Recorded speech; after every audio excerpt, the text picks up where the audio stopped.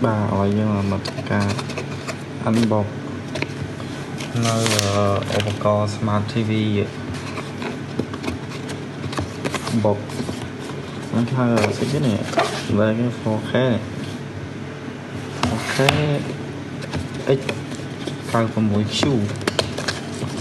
này nó không là mình được quá mời ngọc nhé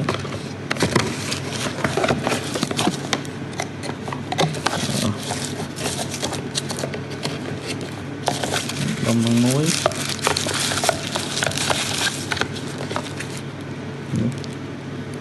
mày ok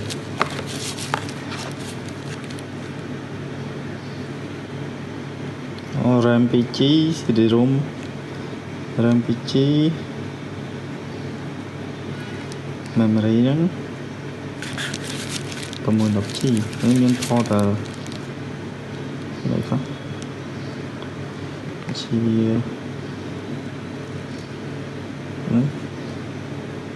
USB đấy memory card lấy là memory card cái này HDMI tôi cho pi đấy đây chỉ là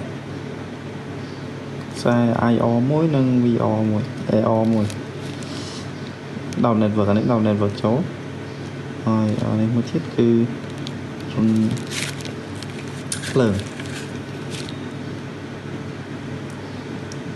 cái này sao bảo phải ở đây còn phép giờ còn đang đấy nó lên đây kia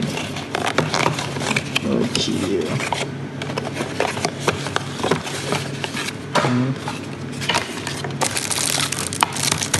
này adapter ta lấy chốt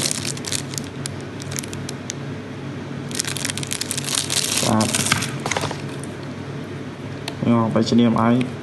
hay gì cả lạc mát đấy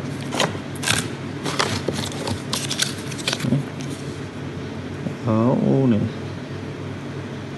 đấy menu cái nha còn làm mưa bị chả menu ok cẩn thận nó mình là DC Internet HDMI USB P card này card nó memory card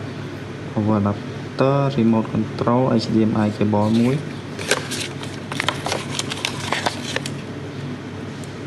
ok filter key filter